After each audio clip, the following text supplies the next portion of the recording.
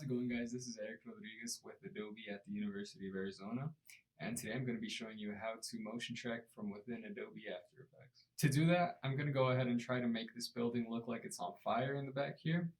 And so to get started, we're going to go ahead and pull up a video of our fire, in this case the campfire footage we have, and place that over our video. And as you can see, it's all black, which is not good for our purpose. So what we're going to do is we're going to go ahead and right click on it and go to blending modes and change this to screen. And now what that's going to do is get rid of all the black and leave us with just this fire here. So we're going to go ahead and resize that. Go ahead and put it up against the wall here. Just make it look like this is caught on fire.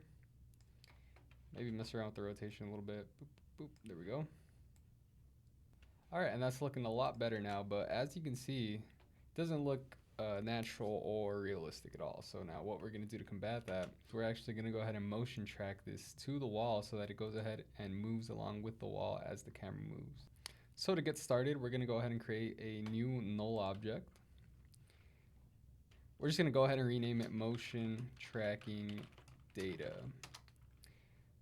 And now this null object is where our tracking information is going to sit. So now if we go into video 2 right here, which is the video of this guy walking down the street, we're going to go over into the tracker window on the right. So now once you're in the tracker panel, what you're going to want to do is go ahead and click on track motion. And once you do that, you're going to see it opens up a new layer and it brings this little cursor here in the middle. And now what we're going to do, I'm just going to expand that box a bit.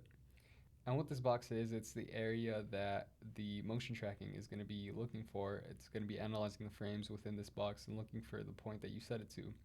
So we're going to bring up this we're going to bring our mouse over the box here until that little black crosshair comes up. We're going to click and drag, and we're going to go ahead and set it to a point on the wall. So I'm going to go ahead and do this corner right here. There we go. And now, very important, we're going to set edit target. And we want to make sure that this is set to that null object we created earlier, in this case motion tracking data. Make sure that's okay. Now we're going to make sure that position is selected, and we're going to go ahead and click analyze forward.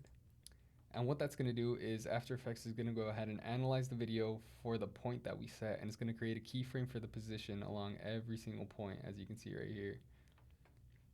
So now that we've done that, we're just going to finalize this by hitting apply. Hit OK, make sure it's on X and Y.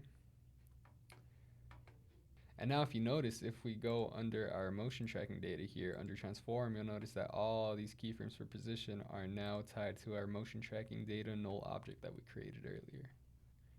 Alright, so now that we've got that tracking information, what we're going to do is we're going to go into the campfire video here and pick whip the position to the position of our tracking data. And once you do that, you'll notice our video goes off to the right. So to correct that, we're going to go ahead and mess around with the anchor point. Just move this over to the right. Right about there. Bring it up a little bit. And there we go. And once we go ahead and hit play, you'll notice that it sticks to the position that we tracked earlier. Now that we've got our fire motion tracked to the wall, we're going to go ahead and rotoscope this guy out just so that as he walks over it, he'll appear to be in front of it and not behind it. We're going to go ahead and hold Option and click our video 2 of this guy. And what we're doing is we're making a copy of that video and pasting it over everything. And now we're going to go ahead and rotoscope him. So we're just going to make a quick outline of him.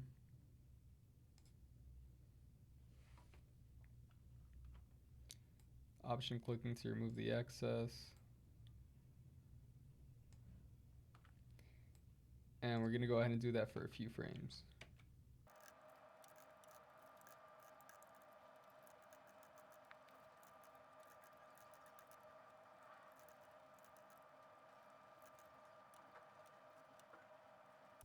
And so now that we've gone ahead and rotoscoped him out, you'll notice that he walks in front of this fire, not behind it. Alright guys, that just about wraps up this one. I'd like to thank you for watching our tutorial, and for more tutorials and Adobe related content, be sure to head over to adobe.arizona.edu. Thank you.